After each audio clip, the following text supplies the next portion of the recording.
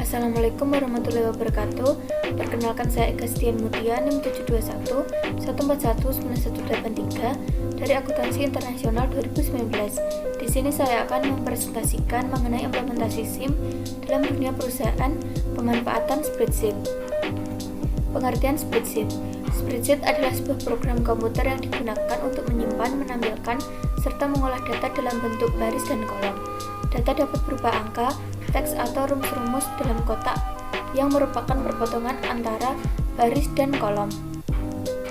Macam-macam spreadsheet. Pengolah angka spreadsheet Microsoft Excel, kemudian pengolah angka spreadsheet Lotus 123, pengolah angka spreadsheet OpenOffice Calc, pengolah angka spreadsheet Abacus, pengolah angka spreadsheet Genome Office Genomary. Fungsi spreadsheet. Fungsi utama program Microsoft Excel adalah sebagai aplikasi atau software pengolah angka. Fungsi atau kegunaan Microsoft Excel dalam pekerjaan sehari-hari antara lain membuat, mengedit, mengurutkan, menganalisa, meringkas data, melakukan perhitungan aritmatika dan statistika, membantu menyelesaikan soal-soal logika dan matematika, membuat berbagai macam grafik dan diagram, membuat catatan keuangan, anggaran, serta menyusun laporan keuangan, menghitung dan mengelola investasi, pinjaman, penjualan, inventaris, dan lain-lain, melakukan analisa, serta riset harga, membuat daftar hadir serta daftar nilai sekolah maupun universitas, melakukan konversi mata uang, melakukan perhitungan dari hasil sebuah penelitian, dan lain sebagainya. Peran spreadsheet dalam penyelesaian masalah perusahaan. Yang pertama, dalam suatu perusahaan terdapat permasalahan terstruktur, tidak terstruktur, dan semi terstruktur. Dalam penyelesaiannya, manajer seringkali harus melakukan semua pekerjaan untuk memecahkan masalah yang tidak terstruktur, sehingga dengan adanya komputer dapat membantu menyelesaikan masalah terstruktur tanpa campur tangan manajer. Adanya bantuan komputer ini akan membantu manajer dalam pengambilan keputusan melalui modul fisik, naratif, grafis, dan matematis.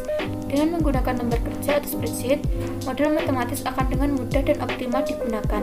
Pengguna dapat memasukkan data atau membuat perubahan secara langsung pada sel-sel lembar kerja. Manajemen rantai pasok merupakan hal yang penting dan sudah banyak diterapkan oleh perusahaan-perusahaan, khususnya perusahaan manufaktur untuk meningkatkan efisiensi proses logistik di perusahaan. Tujuan dari manajemen rantai pasok atau biasa dikenal dengan sebutan supply chain management adalah untuk meminimalisasi total biaya rantai pasok dalam memenuhi kebutuhan bahan baku. Dalam rantai pasok tidak menutup kemungkinan munculnya resiko-resiko yang dapat mempengaruhi aliran rantai pasok sehingga tidak dapat berjalan dengan lancar. Implikasi dari kegagalan-kegagalan yang terjadi dalam rantai pasok dapat menyebabkan kerugian yang besar bagi perusahaan. Dengan demikian, manajemen resiko rantai pasok sangat penting diterapkan di perusahaan untuk melakukan kontrol secara langsung proses pengambilan keputusan terhadap resiko-resiko yang terjadi dalam rantai pasok, sehingga dapat meminimalkan adanya kegagalan yang terjadi. Dalam penerapan manajemen resiko rantai pasok diperlukan adanya analisa resiko. Analisis resiko khususnya inbound supply sangat penting dilakukan untuk meningkatkan performa perusahaan, khususnya produksi. Dengan melakukan analisis resiko, manajemen dapat mengurangi bahkan mencegah timbulnya kegagalan atau resiko-resiko yang dapat mempengaruhi proses produksi. Analisis resiko dapat dilakukan dengan cara sederhana, dengan menggunakan metode ilmiah dengan spreadsheet sebagai alat bantu sehingga sangat membantu user karena alat bantu ini sudah sangat familiar bagi user.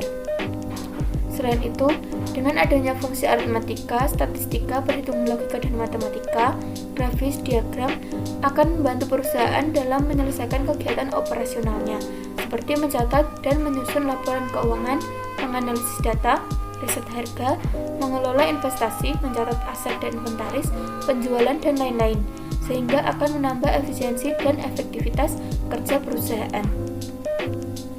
Kelebihan spreadsheet bagi perusahaan.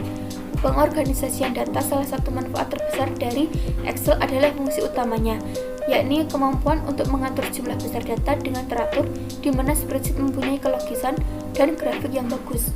Dengan adanya data yang terorganisir, maka akan memudahkan perusahaan menganalisis dan mencerna hasil pekerjaan, terutama bila digunakan untuk membuat grafik dan presentasi data visual lainnya.